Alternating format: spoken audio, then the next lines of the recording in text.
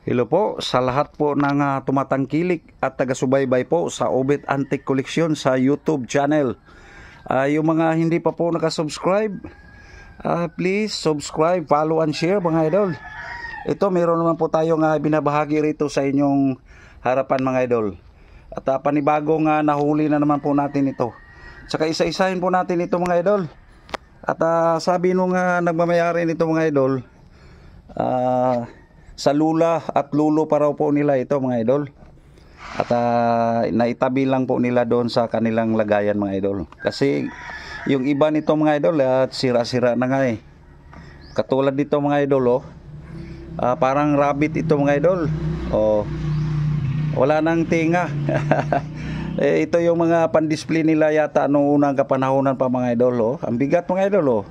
Kaya gawa yata ito sa hard clay mga idol o simento mga idol. Ayan di bali papa-restore natin to sa mga marunong gumawa nito mga idol.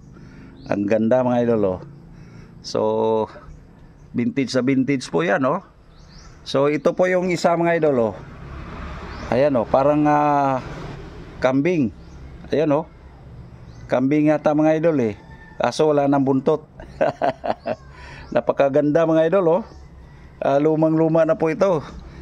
Sabi nung nangmamayari nito mga taong 1950s daw po ito nandoon sa mga lolo at lola po nila mga idol. Ayan Tsaka itong isa mga idol parang aso mga idol.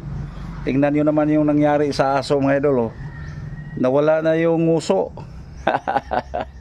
Sa sobrang tagal na nito, mga ilang bisis na kaya nalaglag ito mga idol Pero meron din pong nagre-restore nito at saka magaling din pong gumagawa. Kaya naisipan natin itong bilhin mga idol kasi gawa ng pwede rin po natin itong ipapa-restore. Biro niya mga taong 1950s ayan Kaya isang set pala ito mga idol.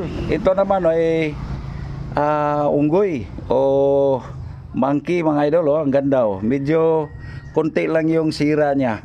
Ayan sa palagay nyo mga idol parang tinga lang yata yung medyo damage sa kanya ang ganda pa mga idol dito sa kabila pwede pa rin po pan-display. Pero pag ganyan na po yung niya, postura niya mga idol ang lupit mga idol ang ganda So mga mabibigat po yan mga idol. Tsaka ito mga idol parang dragon dragon nga mga idol parang walang damage mga idol.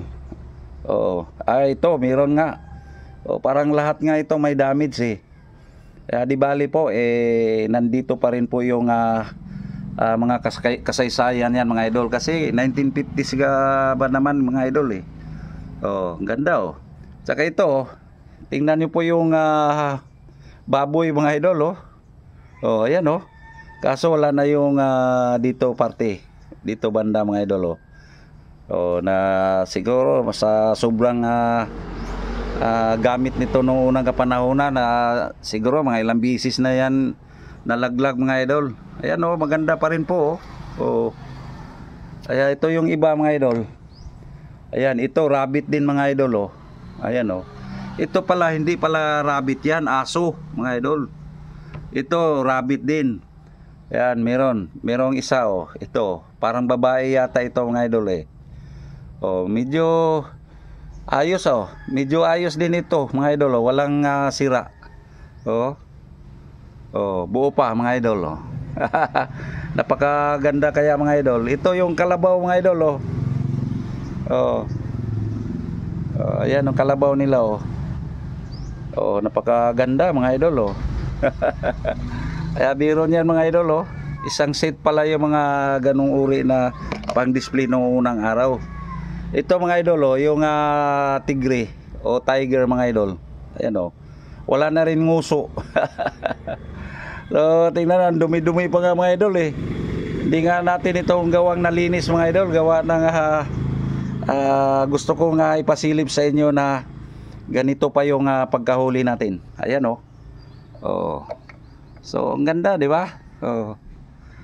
Kaya sabi ko sa inyo kapag meron tayong time na yung mga bagong huli natin pasingtabi muna natin, tapos pagka may time na tayong mabidyohan ito, ayan, ito nagkakataon na tayong nagkaroon na tayo ng time na may video nga po itong mga nahuli natin mga idol. Ayan po, oh. So super ganda mga idol, oh. Yan, ganyan po yung mga gamit pala nila nung unang araw ng mga figurine nila mga idol. Pero ibang klase na di ba? Yung ibang luma mga idol gawa sa porcelain. Ito mabigat mga idol oh. Hard clay, parang sa hard clay yata ito ginawa mga idol. So sana lahat ng mga viewers mga idol.